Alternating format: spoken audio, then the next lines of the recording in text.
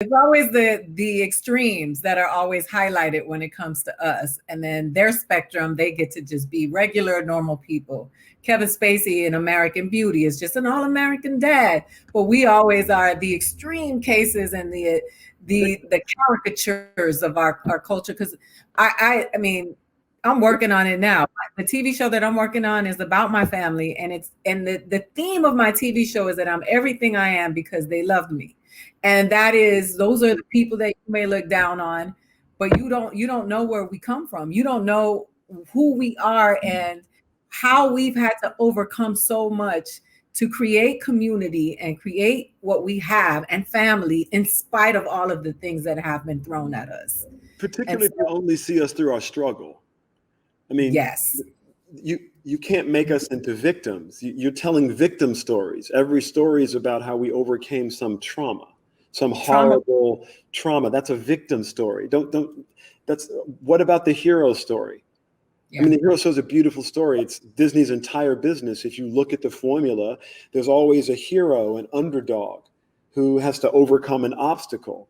And then in the course of overcoming that obstacle, that hero goes on to transcend, right? It's an uplifting, inspirational story, yet so few characters of color or women, aside from princesses, most of which happen to be of European descent, are the stories that they tell. They seem to struggle to tell any other type of story because they only see us as victims. Right. So we get The Princess and the Frog and a halt. Moana, stop. Lilo and Stitch, that was an acquisition. You can't claim that one. Help me. No one who looks like me that I can think of. So few of so many varieties. I'd love to see a disabled hero. I don't know why being disabled, that's 20% of the country. You think those people are somehow not normal because it's not your normal? You that's can't right. hire an able-bodied person to play that role. So hold on. You can't hire a disabled person to play that role. You can only hire an able-bodied person to play that role.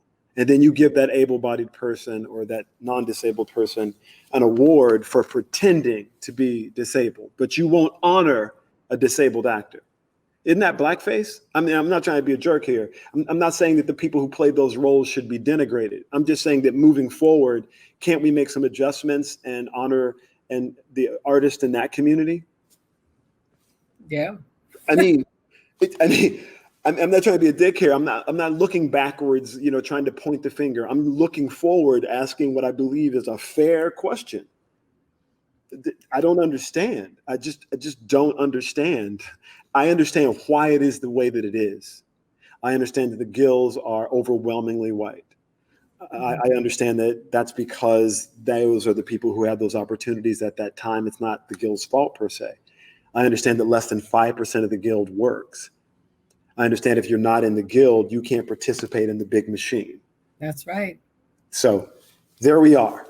There we are at the crossroads of what needs to happen, what memberships need to grow, how those memberships need to grow, and how those companies need to do that, right?